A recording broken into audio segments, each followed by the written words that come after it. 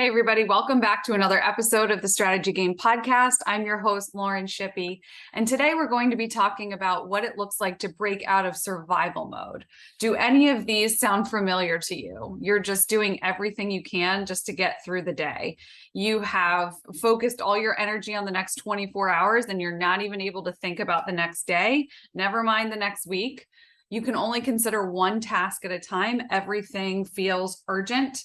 You feel utterly alone and helpless. You are the only one who can do the job right, and you must do it yourself, or so you think. That can be an illusion. You push others away without thinking because you don't have time or energy to deal with them. You don't eat properly. Sleep is a foreign concept. Your stress level is so high that you feel like you could snap at any moment. You rush around like crazy, but never get caught up. You can't remember the last time you laughed and enjoyed a day. And all you can do is react to every situation that arises. So you feel like you're constantly in fight or flight mode, survival mode. You are just trying to make it through another day. So I've been there. I can definitely relate. I've been there many times over the years. Being in survival mode is really hard and it's not sustainable. Yet many of us really stay there longer than we should because we can't seem to muddle our way through to the surface to get out, to get a breath of fresh air, to know what it feels like to stand on top of a mountain and see out over our lives and cultivate vision and direction for where we're going in that next season. So unfortunately, a lot of times we can remain in this cycle, in this pattern of the hamster wheel. And this is one of the, I believe, most dangerous things that can stand in the way of impact and purpose in our lives and progress and productivity and forward motion and all of those things. So staying in survival mode is dangerous to us. It's dangerous to our health. It's dangerous to our family. It's dangerous to our work, our life work. And so I'm going to unpack 4 things that I think you can do. And if you stick with them for at least a week, I think you'll see the impact. So let's talk about it. Number 1, shift your mindset daily or hourly. So write out one or just a couple of things you need to remind yourself right now in this season. So these can be your mantras, if you will. These short one-liners that you need to remember and you need to remind yourself continuously. So keep them on a note on your phone, keep them on a whiteboard somewhere in your office, stick them on your mirror, read them multiple times a day. You've got to start reminding yourself of what matters continuously and what is true. And so if you can't write these even for yourself, have someone you trust sit with you and help you write them and figure out what they are. So these can be the things that drive your life, really why you started, why you do what you do every day, why you wake up every day, who you really want to be, right? So I want to be a great, like a leader in the community that creates impact, that helps people get free, right? I want to be a great mom who's intentional, who spends time with my kids, right? I want to be a great wife who really sees and anticipates needs, right?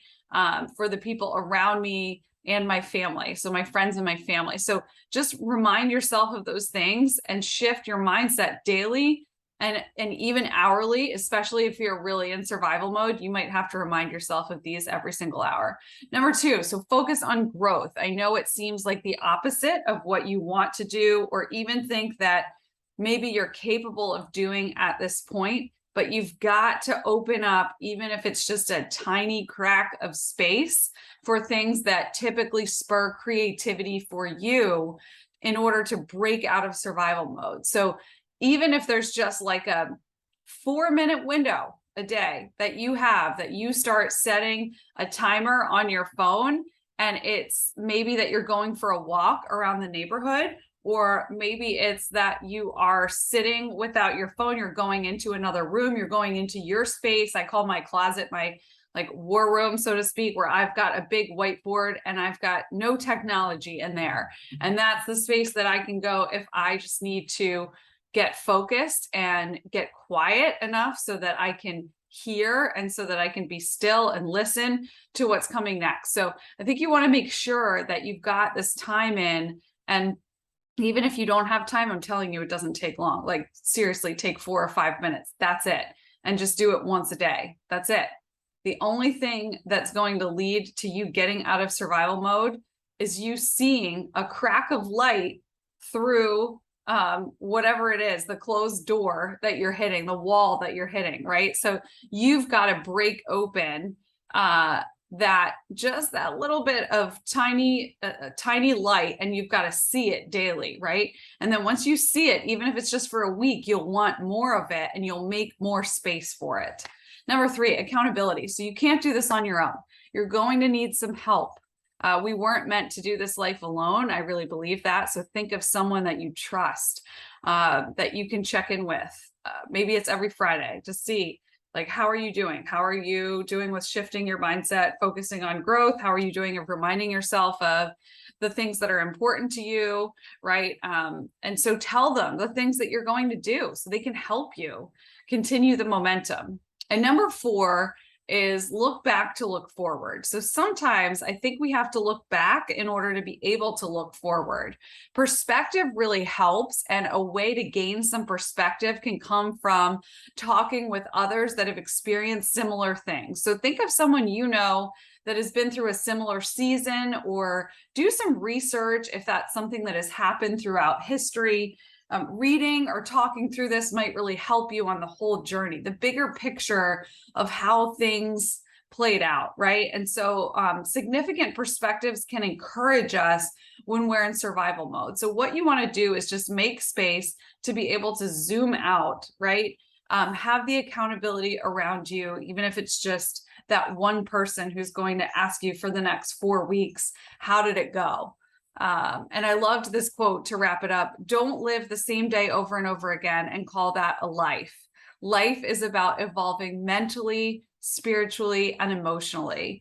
We're not going to stay in the same place. We're always going to be growing and evolving and changing. And this is your encouragement today to just crack open the door just a little bit, even if it's a couple minutes a day, to focus on growth or channel creativity, or just really, if you're just so exhausted to start, just be still. I think it starts by just learning to be still first. And then once we're still continuously for a little while, then we'll get more momentum and we'll get more strength. And we'll find that we are hearing more things that really relate to our purpose, or maybe we don't even know what our purpose is, but we'll see what's in front of us right now that we can do that will unlock more creativity or make us come alive. So what I'm really trying to say is that we want to find the things that make us come alive and make sure that we have some time to do those, because that makes us better in every other area of our life.